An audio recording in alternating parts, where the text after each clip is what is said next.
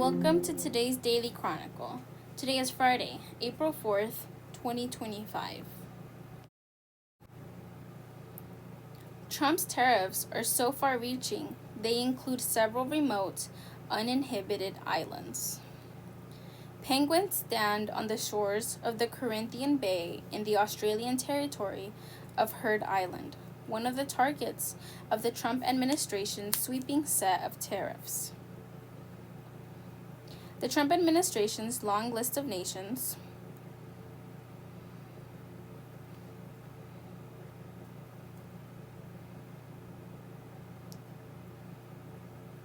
targeted by the forthcoming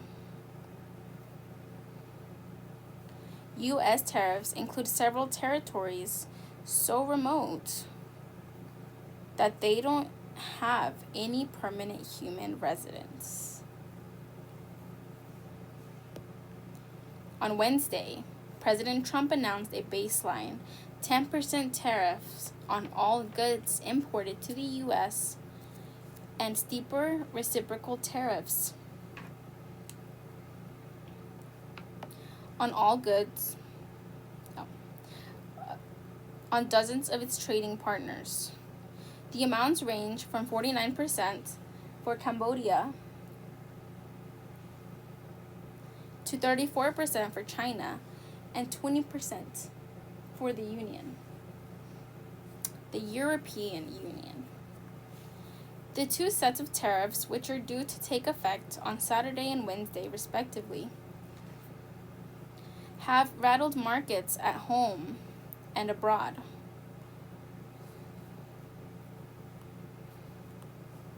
Prompted talk of retaliation from various countries and threatened to ignite a global trade war. They also have drawn attention to several places many people have never heard of before, like the Heard Island and the McDonald Island and John Mayen, probably since most of them are unoccupied by humans. The White House has not immediately responded to NPR's questions about why the following places are subject to tariffs, especially since the territories don't have active trade relationships in the U.S. Heard Island and McDonald Islands. One prime example is the Heard Island and McDonald Islands, an external Australian territory made up of volcanically active subantarctic islands. They face, at least on paper, what the Trump administration is calling a reciprocal tariff of 10%. Even though the islands had zero trade with the U.S., last year, according to data from the U.S. Census Bureau, and have no human population. The extremely remote islands, which are located in the Southwest Indian Ocean, about halfway between Australia and South Africa, are home only to a large populations of marine birds and mammals, including seals, albatrosses, and penguins. UNESCO, which designated the islands a World Heritage Site in 1997, says they contain outstanding examples of biological and physical processes continuing in an environment essentially undisturbed by humans. The distinctive conservation value of Heard and McDonald, one of the world's rare pristine island ecosystems,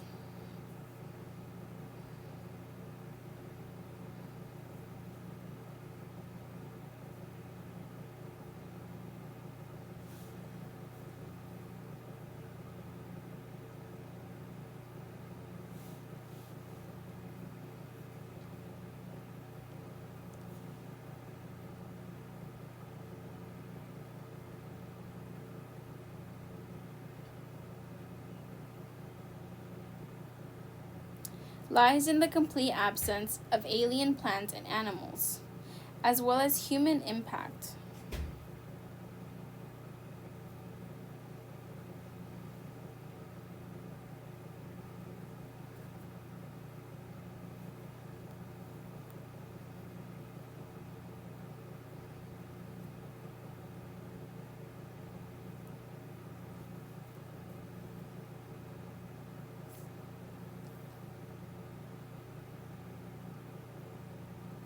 The UN agency's website says,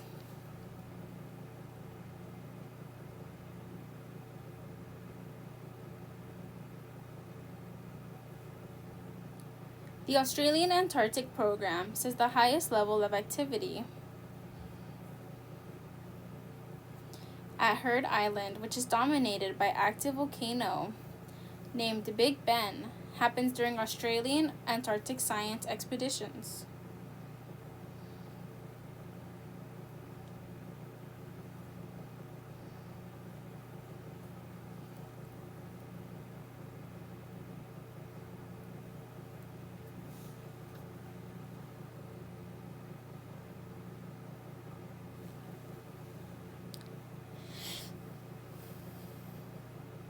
Which occur about every 3 years and only last a few months.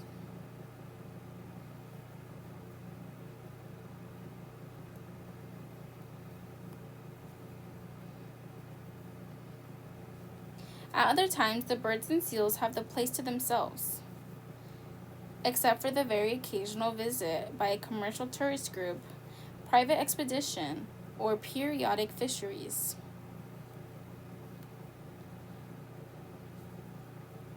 Defense surveillance patrols, it adds. Those are incredibly rare. The Australian government says that since the first landing on Heard Island in 1855, there have only been about 240 shore-based visits on the island, and only 2 landings on the McDonald's Islands, most recently in 1980. Prospective visitors must apply for a permit in the Australian Antarctic Division and can only travel by boat, at least in theory. The catch is that Heard Island is a long way from anywhere, approximately 2 weeks sail from Australia, and you have to pass through some of the roughest seas on the planet to get there. And back home again, the Australian Antarctic Program says, the White House's inclusion of Heard Island and McDonald Islands on the tariff list has sparked an outpouring of internet searches and memes about the area. Many focus on the fact that it is home to more penguins than people. Breaking. A massive protest is happening now on the Heard and McDonald Island after Trump announced a 10% retaliatory tariff against the islands. One thread user wrote, accompanied by a video of a penguin colony milling about. Svalbard and Jan Mayen. The meteorological station on Jan Mayen in the Arctic Sea, pictured in 2009. The Norwegian territory is home to only a handful of military personnel who operate the station. Also facing a 10% tariff are Svalbard and Jan Mayen, which Census Bureau data show had no trade with the U.S. last year either.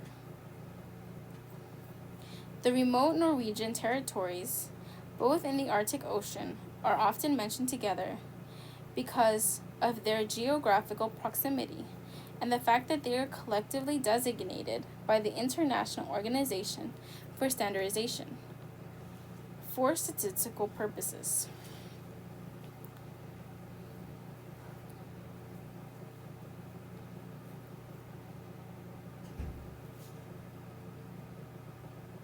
But they are 2 separate jurisdictions.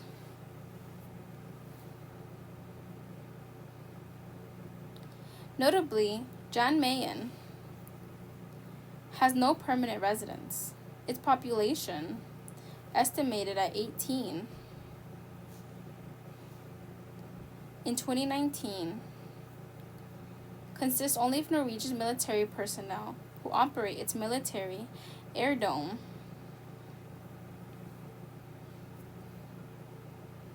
and meteorological station. The CIA World Factbook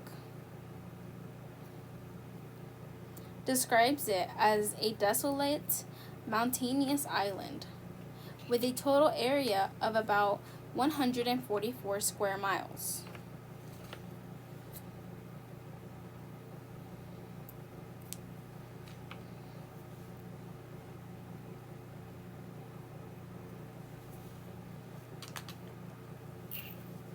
Slightly more than twice the size of Washington, D.C. It is home to Beerenberg, the northernmost volcano in the world, which last erupted in 1985. The island, which is named after the Dutch captain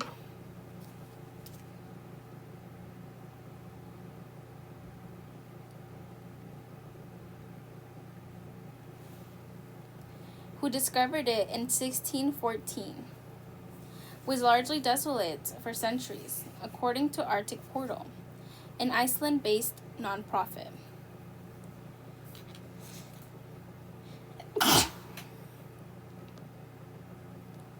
It briefly became a destination for Norwegian fox hunters at the start of the 20th century, leading to the extinction of the species around 1930,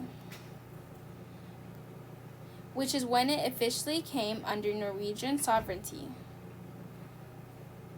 Jan Mayen was declared a nature reserve in 2010 and has strict regulations on visitors. The government requires non-Norwegians to obtain prior permission before visiting. Svalbard, in contrast, has a total population of about 2,500. As of the latest data from Norway's Statistics Bureau,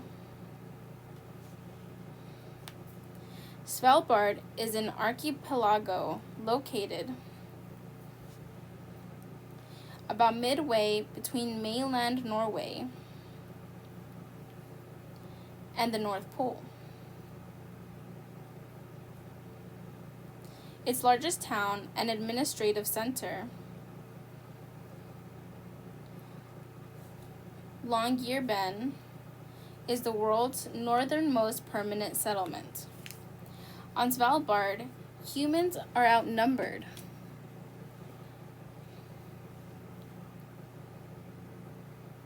by polar bears.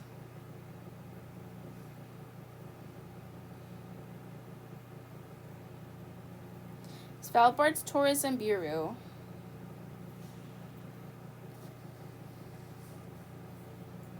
says that the species population on the archipelago and Barents Sea is around 3,000.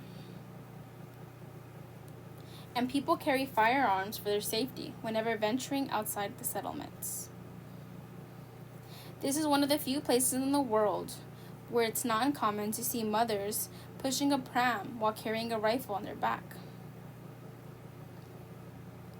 Visit Svalbard's website says, adding that we are fully aware that we are guests in the realm of the polar bear.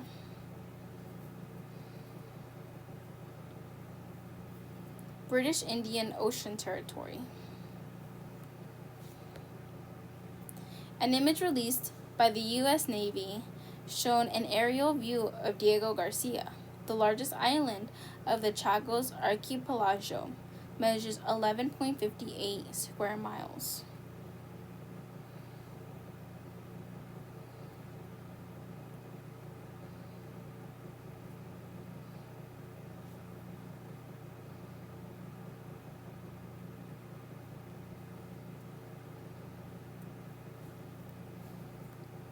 Another target of 10% tariffs is the British Indian Ocean, or BIOT, an overseas territory of the UK established in 1965.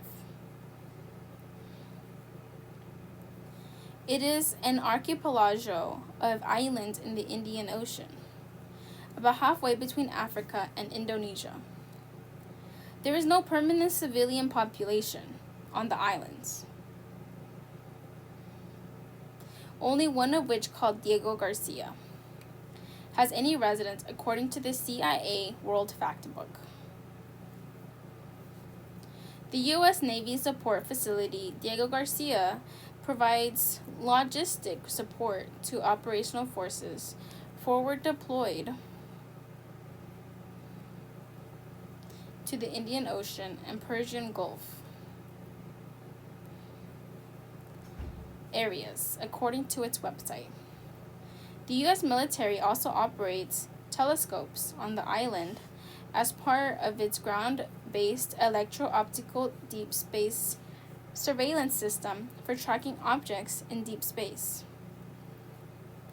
The U.S. Department says roughly 2,400 people live on the island, between Joint Forces military, DoD civilians, and contractors.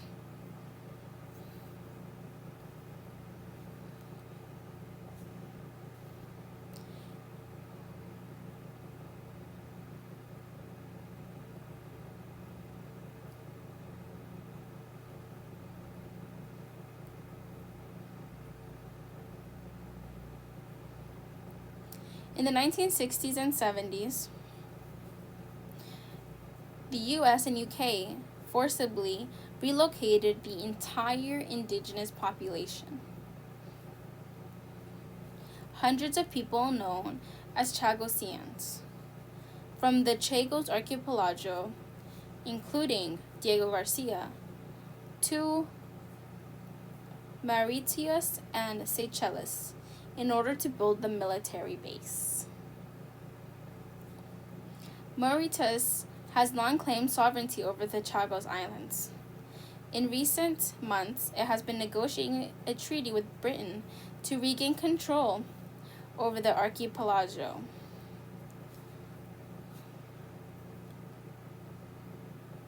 Which would involve the UK, then releasing the base back for 99 years.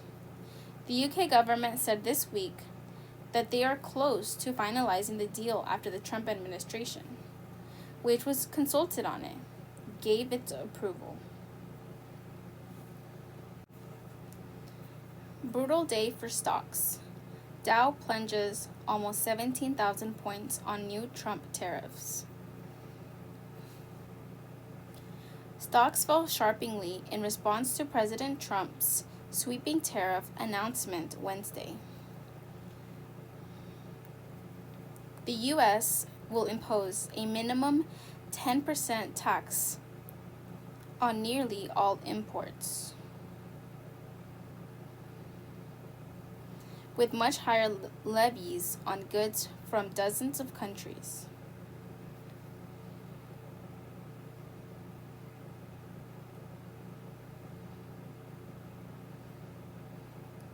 President Trump's sweeping tariff announcement Wednesday triggered a sharp drop in U.S. stock markets, making a flashing red warning sign on the economic fallout that's expected to result from the widening trade war.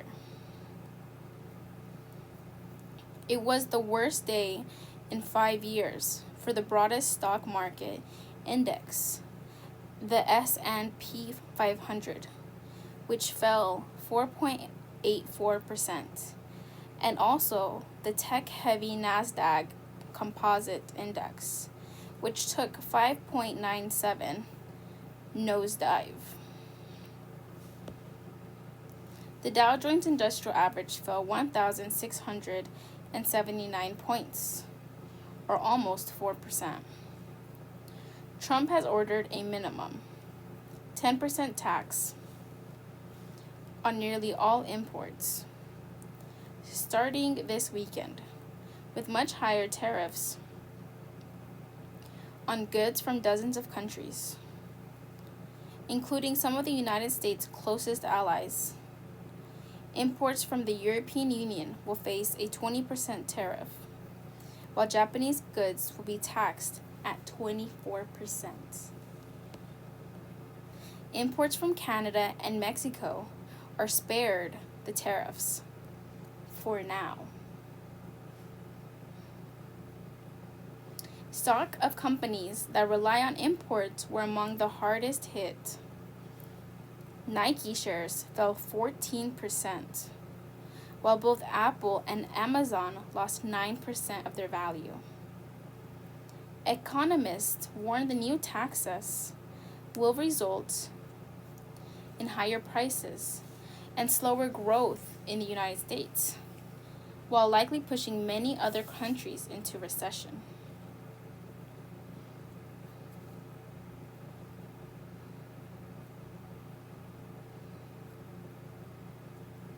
The tariffs amount to nearly nine-fold increase in the prevailing U.S. import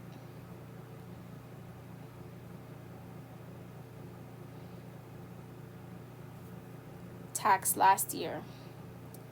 The size and scope of the levies, announced after the U.S. stock market closed on Wednesday, took many investors by surprise.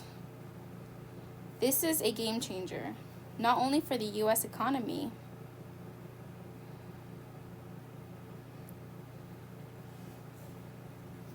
but for the global economy.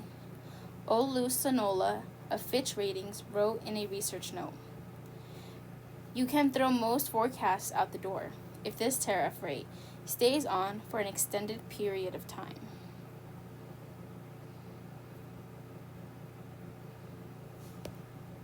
Just as Trump tried to build a wall against illegal immigration during his first term in the White House, he's now erecting an economic barrier against global trade in an effort to restrict imports and encourage domestic manufacturing.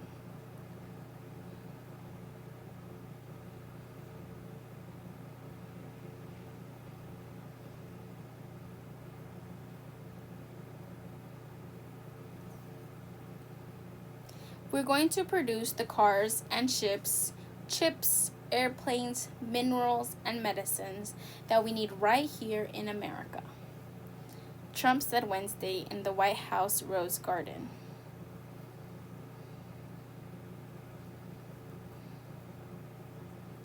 "They're all coming back to our country because if they don't, they've got a big tax to pay."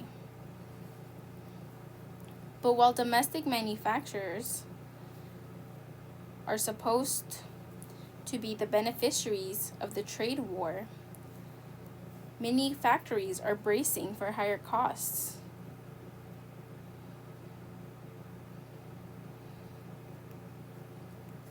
And loss of export markets. Trading partners have already promised to retaliate with tariffs of their own on U.S. exports.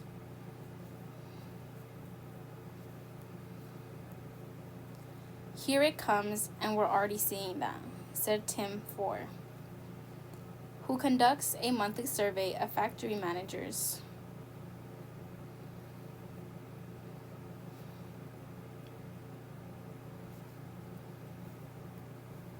For the Institute for Supply Management, the retaliatory tariffs are going to be really ugly. It's just going to kill demand. Trump argues that his new tariff are simply designed to match the trade barriers that other countries impose on U.S. exports. But the White House acknowledged it would be too hard to calculate the actual trade barriers in each foreign country.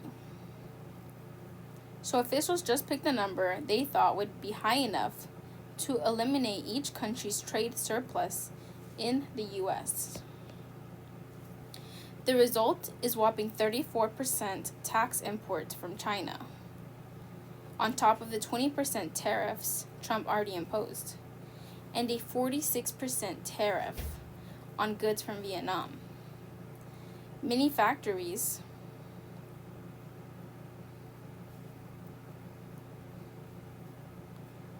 moved from China to Vietnam to escape Trump's earlier tariffs. The U.S. launched a similar worldwide trade war in the 1930s. It did not end well. The notorious Smoot-Hawley tariffs are widely thought to have worsened the Great Depression. It was bad for consumers because it meant higher prices, says former Treasury Secretary Larry Summers. It was bad for producers because it meant higher input costs. And it was bad for peace because it undermined comity among nations. Economists say Trump's new tariffs are even more draconian, hitting even products the U.S. is unable to produce domestically, such as coffee and bananas.